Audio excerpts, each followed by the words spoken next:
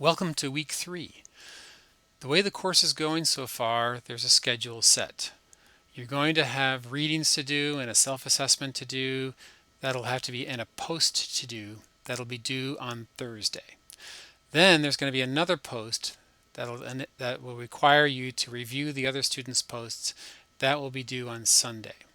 So every week there are 2 posts due. In addition, you have to cover the material. Please prepare for the tests. Please keep to the schedule. Most of you are. Thank you, thank you, thank you for your efforts to keep up with this course. I want you to learn from each other. And in that regard, I'm really impressed, really pleased that so many of you are responding to each other's posts. In the discussion boards, I see some relationships building. You're seeing some similarities. And I'm also going to mention, I really admire you because these self-assessments sort of like our personal information. You're sharing and trusting your classmates with personal information, and all in all, that information is being honored. I respect that. Again, a good sign of leadership. In that regard, I'm really happy to present this slide presentation number 3 on interpersonal relationships. As in every slide presentation, I'm packing a lot of really great stuff. I hope you enjoy it. The reading on Lincoln, Chapter 1, inspired me with a couple of very important concepts from management literature on interpersonal relationships and how leaders can lead. Get out of the office and walk around among the troops. Yes, that shows that leaders have that they're not afraid of followers, that they interact with followers. Lincoln went out and got to know the soldiers, a very effective way to, motivate them to do to make the very powerful commitments that they have to make to the army. Now, 2 concepts from the literature on this. One is this concept of management by walking around. It's a very effective way in a lot of offices to have a manager just sort of walk around. Talk to people. How's your job going? Do you need anything? Is there any challenge that you're facing now that I can help you with? Some managers are sort of timid and afraid or unwilling to do this, to be this close to their followers, and in a way it sort of hurts them. Managers who can get out and circulate among the troops do learn a lot, and in those discussions it's very interesting. You get impressions of your followers, they get impressions of you, and even if the meetings are very short and you have small dialogue, it can really set the stage for some intense interactions, for a level of trust and a level of communication. Why? Well, one of the reasons is face-to-face dialogue is a very rich medium, media richness. We'll get into media richness a little bit later too when we talk about communication. Still, face-to-face communication is very powerful. From face-to-face communication, we as human beings are programmed to get all kinds of gestures, symbols, voluntary messages, involuntary messages, messages that really get you to know somebody else. So those media richness gives you 2 things that leaner media like email don't give you. One is spontaneity. Spontaneity means that when one person is communicating, the other person can respond right away, and that particular spontaneity is very effective for efficiently getting messages and clarifying messages, and to be active listening. So to clarify messages and to listen effectively in a communication. Second is information density.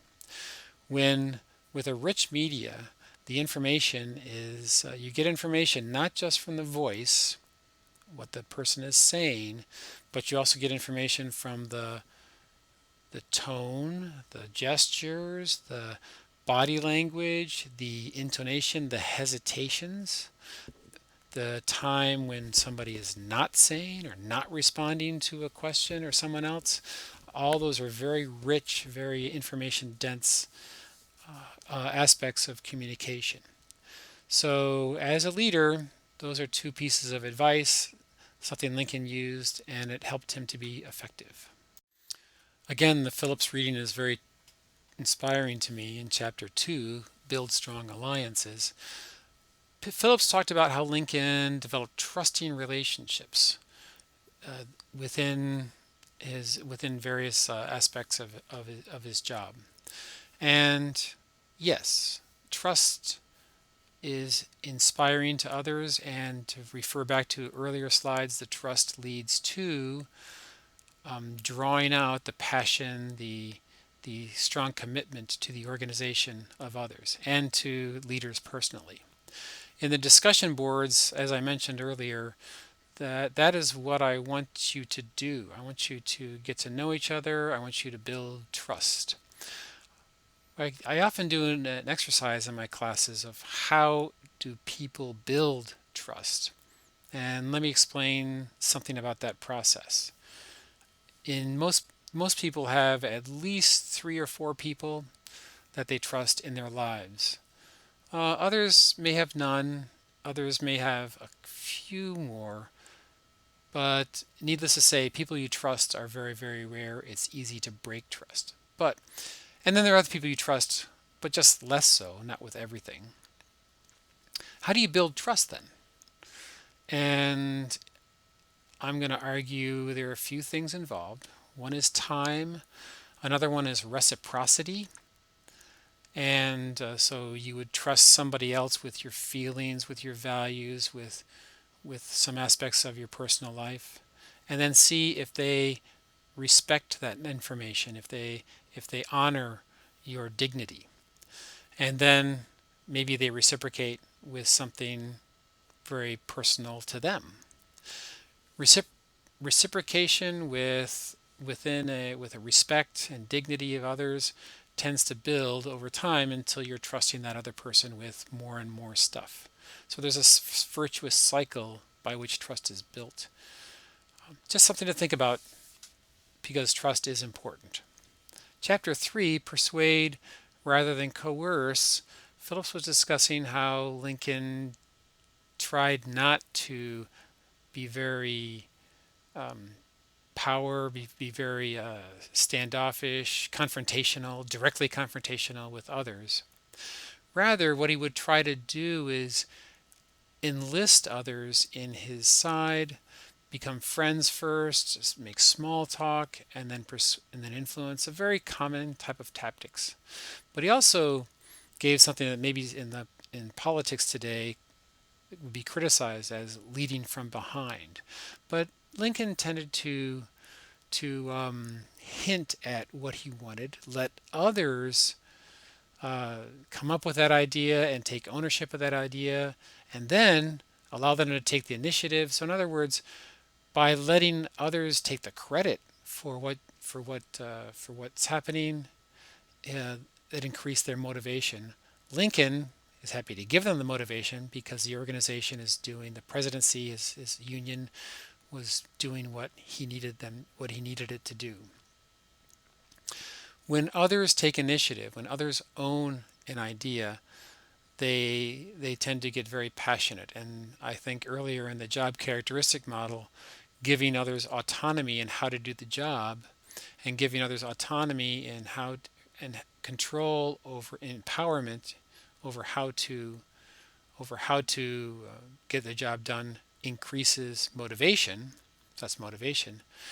And that makes Lincoln's job more in the line of just giving feedback, constant, supportive, but directing feedback.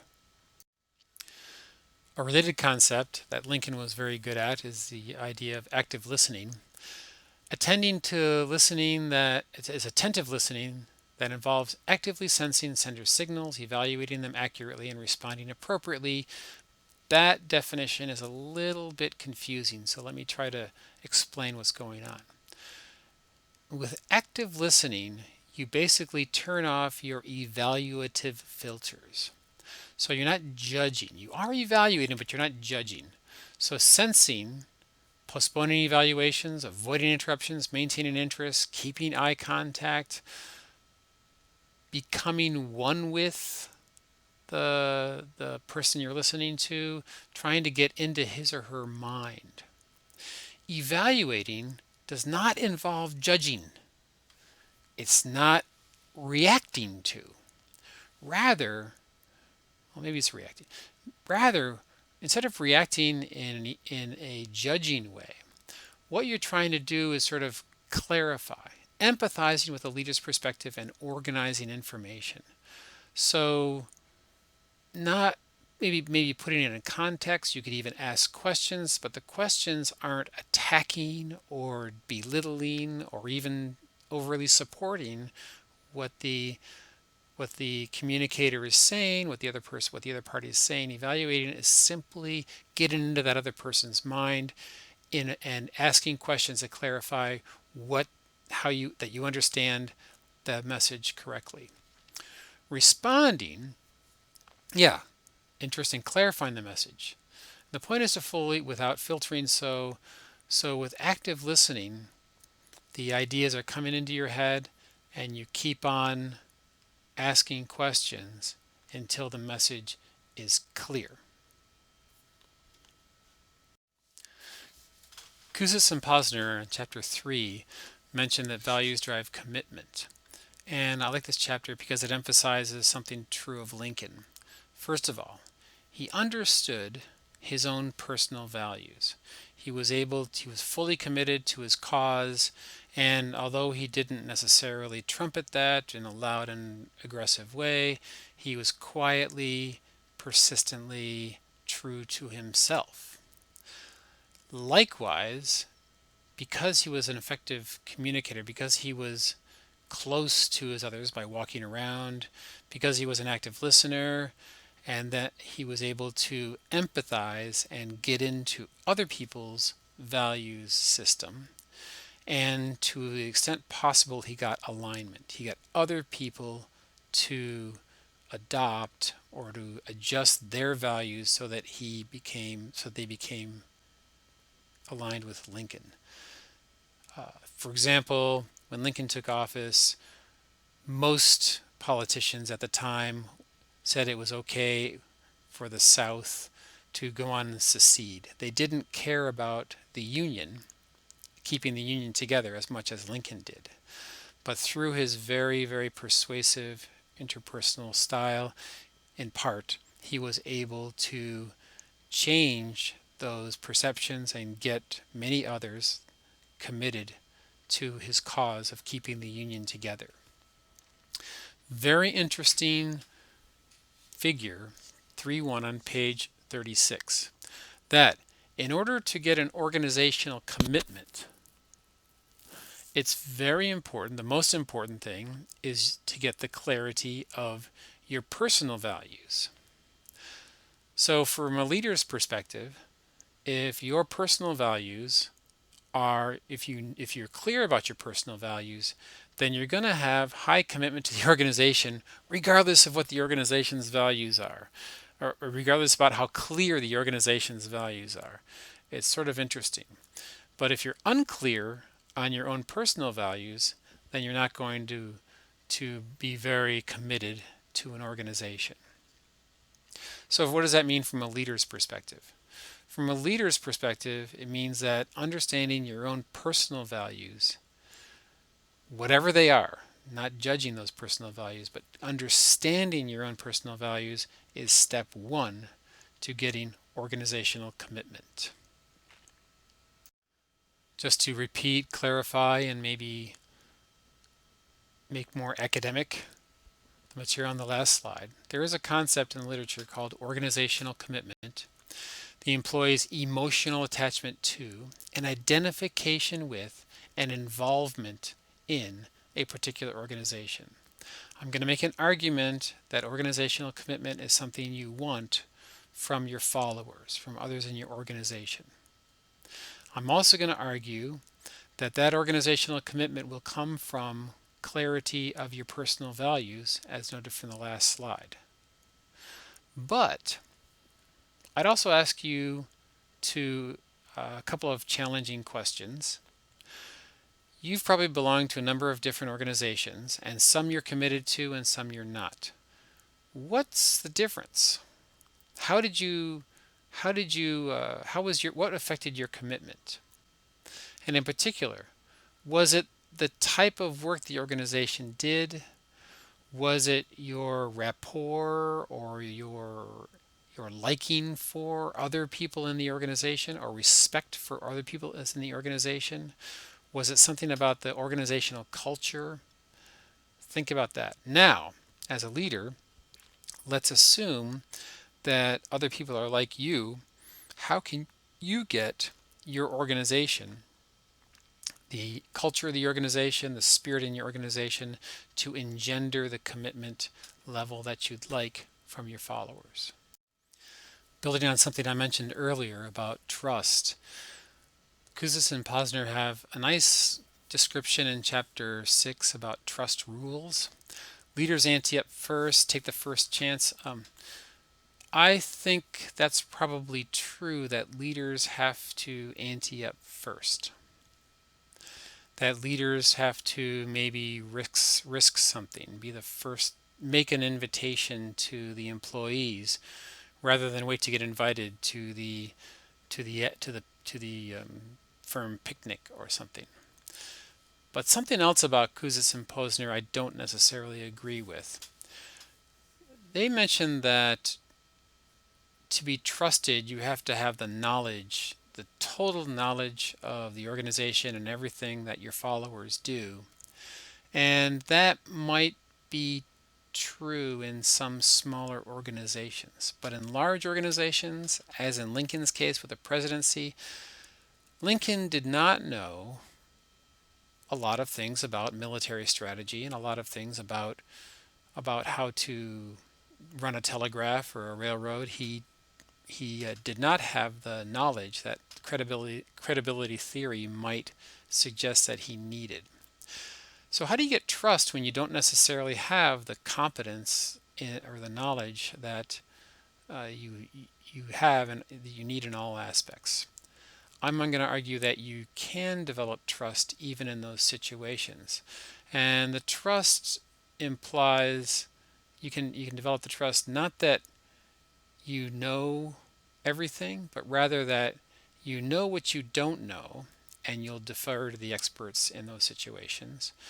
And you can develop trust in the sense that you can get a feeling that the employees will be taken care of, that the organization works for them.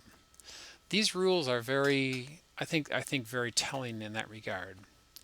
Behave predictably and consistently. Yes, if you behave predictably, then people will know your responses and they can well, that's what they can trust. They can understand what you're and they can plan accordingly. Communicate clearly, and I really like the idea at the end of the chapter about communicating not on a need to know basis but a need to share basis, constantly overloading people with information, but giving them information that's relevant, giving them more information that they might need, but information they might be curious about, information about politics within an organization, and even communicating things like, well, there's a situation here, but I can't tell you about it because of some reason, a violation of privacy or something. Again, that's good communication. It's effective communication. You're communicating that you can't say something, but that type of communication builds trust because you're basically risking first and telling the employees all this information is yours to have because you're part of the team. Treat promises seriously, obviously, otherwise it's disrespect, harmful, and sort of abusive. Be forthright and candid, again, honesty, very good value. And I mentioned earlier, it takes time, reciprocity, shared intense experiences. shared values, and the amount of interaction all seem to relate, in my mind, how to build trust. Maybe you could add to this list, maybe you disagree, but in any case, I think it's important as a leader to figure out how you think trust is built and act accordingly. Also related to trust and related to effective leadership is Kouzes and Posner's Chapter 8, The Actions of Leaders. Do what you say you will do. So if you promise to do something, if you have certain values, state the values, yes, but do the values. If you say that it's impolite and inappropriate in this organization to talk behind employees' backs, and then you go around and talk behind employees' backs, then you are undermining your own leadership and your own integrity and worth. What should leaders share? Their commitment to the organization. Leaders should show support for followers' efforts. You should be positive and upbeat because the reason you're in an organization, the reason you're leading it is because there's a good outcome for that organization. The organization has worth, and communicate that. Nobody's perfect. It's okay to admit your mistakes. I think that leaders that admit their mistakes just show they're human and actually endear them to followers. Also, when leaders make mistakes, we all know it. And by admitting it, you're simply being candid and honest, which is, again, from the last chapter, helping to build trust. And even when appropriate, apologize. When you make mistakes, apologies sort of signal to everyone that you won't do it again, that you're hurt by your past mistakes. Again, a very nice signal that you're changing, developing, and improving. You're improving. Again, that's what leaders want you to do. And in order to improve, seeking and accepting feedback. Very good idea. Followers are often sources of great insights. They know lots of things that you don't know about yourself. So use that information to assess how you're doing and get some clues as to how to perform better in the future. Okay, trust is so important. I'm going to go into some academic and more definitional treatment of it. What is trust? By definition, positive expectations one person has towards another person in situations involving risk. So, situations involving risk is a necessary condition for trust. You can't have positive expectations in a situation where there's no risk and call it trust. 2, 3 levels of trust. So, on what basis can we have positive expectations on a person? The lowest level of trust is called calculus-based trust, which is a calculation that I'm going to have a positive behavior from you because if you don't give me a good result, then something bad's going to happen to you. You're going to get arrested, you're going to get a bad performance, or I myself will respond, will hurt you in some way through sharing your bad behavior with your boss or something like that. So calculus-based trust is probably the most tenuous type of trust. It exists, yes. It's a good way to start, yes. But it's also sort of brutal and temporary. It's the easiest type of trust it's the easiest type of trust to break, and it's probably the least strong of the various types of trust. The most common type of trust is called knowledge-based trust. It's a type of trust where one person will have positive expectations about another one's just because of the way they behaved in the past. Also, on the deep knowledge you have of that other person. So we all have senses that so and so is the kind of person who will be really nice in this situation, and therefore I can trust him. We get those through the rich media, through the knowledge that we have of others. Knowledge-based trust also refers to the to professionals. So, for example, you go to a dentist, and even if you don't know that person, even if you don't have if you don't have a lot of personal experience with a dentist, you would still be willing to have that dentist give you a shot of Novocaine and look at your teeth, which is puts yourself at great risk. But you would trust that because of the professional expertise that the dentist has. The fact that the dentist is in business shows that maybe you can trust him or her. Identification based trust is the highest kind of trust.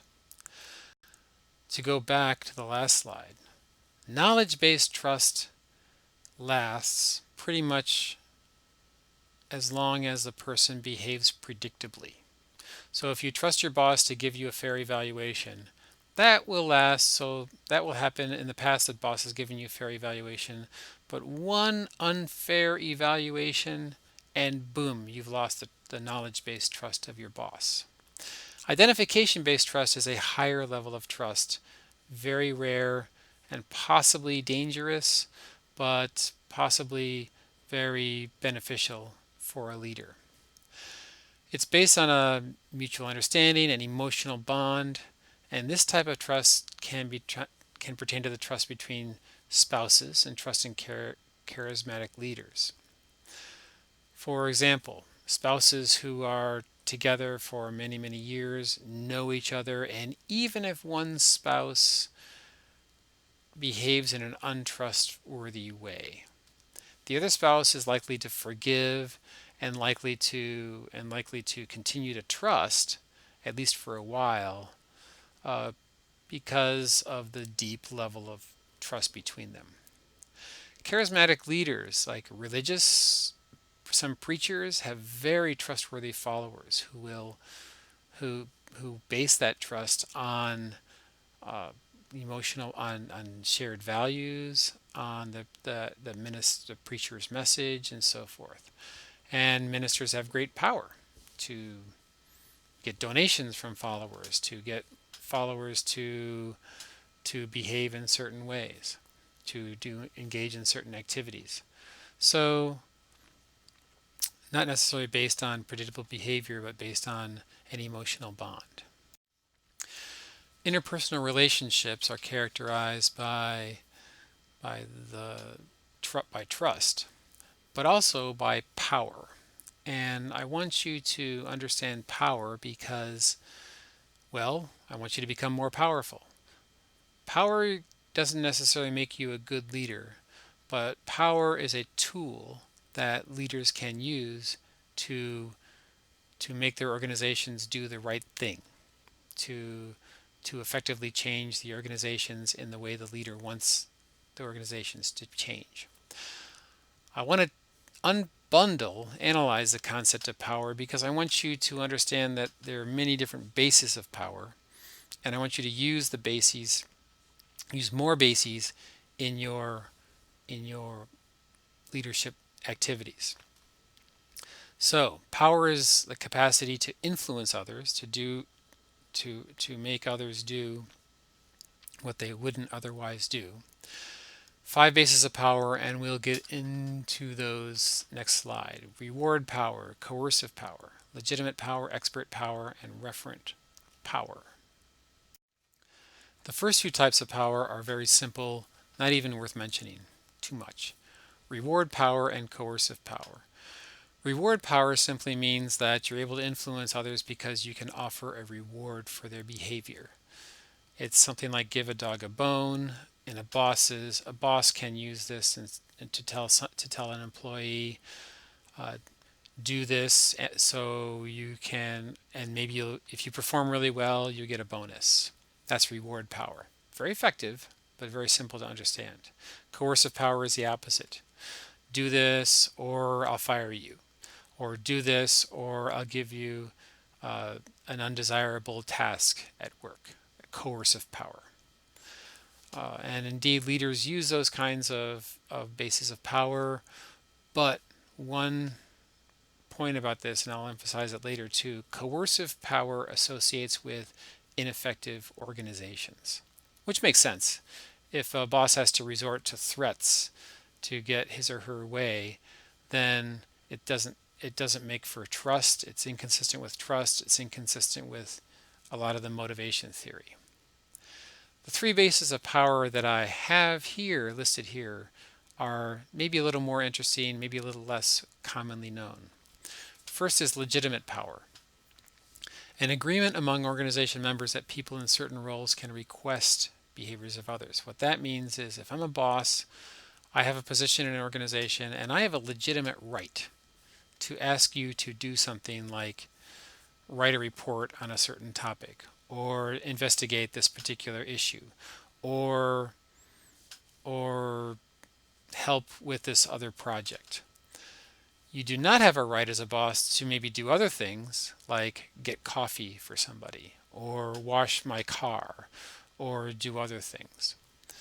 So those kinds of so legitimate power simply refers to the right that a person has because of the position that the supervisor is in, that the leader is in, to command to influence the behavior of followers. And legitimate power is an agreement.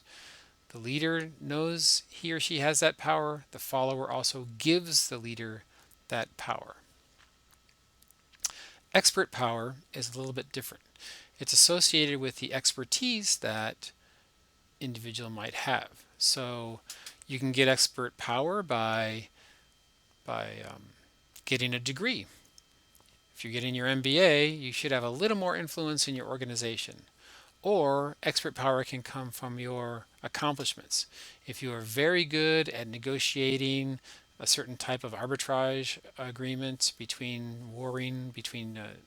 contesting parties, then that experience will give you more influence in advising others. And so expert power can come from experience too, a track record, your resume, your age, your past successes. An interesting one that not enough leaders use or understand how to build is the idea of referent power. Referent power is basically the power that we get because we're liked. It's just as a person. There are some people who have no reason to have power. Let's say a celebrity. There's no reason that a celebrity should be able to come up to you and ask you to watch a movie. Why would you listen to that influence? That celebrity has no legitimate power over you, probably no reward or coercive power, and probably not an expert. But yet people follow celebrities. Similarly, some top managers can be like superstars. I don't know how they get that referent power, but they do, where they're able to just ask people to do things and they'll do it because they're likable, because they're respected. Again, something to think about. There's a real benefit to being nice, to being likable or respectable, and that's called referent power. Building on the concept of power is a power of influence. Influence is a behavior, and an influence tactic is a behavior that uses power to influence others. So let's look a little bit about how leaders can use their power. What kind of behaviors can leaders follow? What kind of behaviors can leaders use to exercise their power? Influence tactics can be hard, which show more very clearly exercise power, and soft. Hard influence tactics generally are a last resort. They're not necessarily the most effective way to change an organization because they are inconsistent with trust, with information sharing, with respectful and dignified environments. Yet, of course, as leaders, we all sometimes have to use hard influence tactics. The three that I mentioned here: assertiveness, applying legitimate and coercive power. So, threatening, or pressuring, or promising.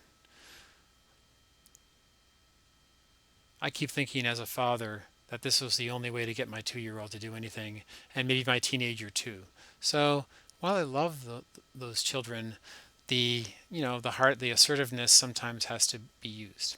Information control, explicitly manipulating information or access to information. So, for example, if you want to have the company adopt a certain policy, you can use information control. You can share information that shows the good aspects of a policy and withhold information that would show the policy to not work. That's information control. Coalition formation.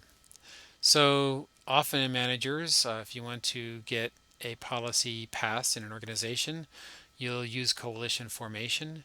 You will get your buddies, get your friends, people who think like you, to join your group, and you can use, and therefore there's more strength in numbers. And as a group, you can advocate for a policy. Very effective technique, very common in conflicts where managers are sort of like taking sides.